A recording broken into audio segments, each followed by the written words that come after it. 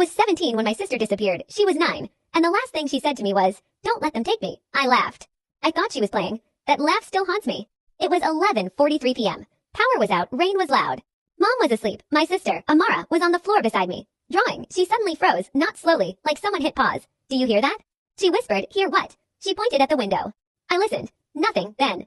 Tap, tap, tap, from the glass. I stood up. Pulled the curtain.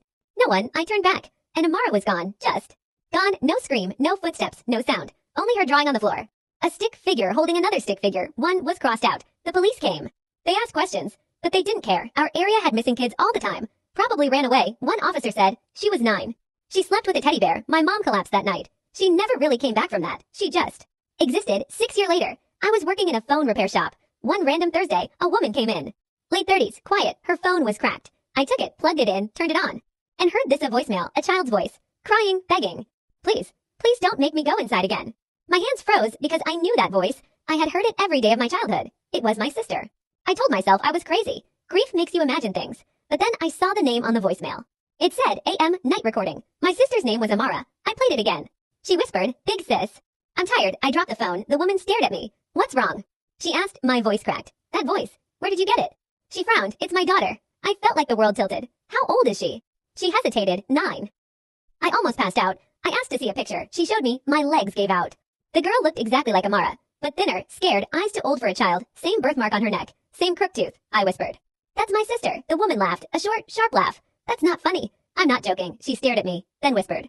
"You're not the first person to say that."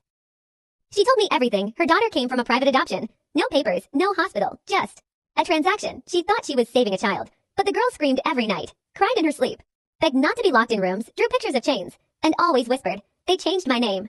The woman agreed to let me see her just once. The girl walked into the room. Slowly, when she saw me, she stopped breathing. Her hands started shaking, her eyes filled with tears. She whispered. "You grew up." I collapsed. I hugged her. She felt so small, so light.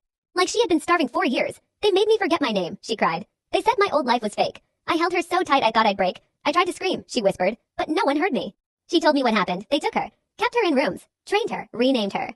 Sold her, not once, not twice, 3 times, she said. They said no one looks for old children. Only babies. I wanted to die. We reported it. Police, media, DNA tests, everything. It was her, my sister. They arrested some people.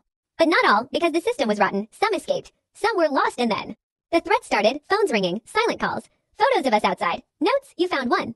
But there are many. My sister wakes up screaming now every night. She sleeps with the light on. She flinches when doors close. She doesn't trust food. She whispers. "Promise you won't sell me." And every time she says that, something inside me dies.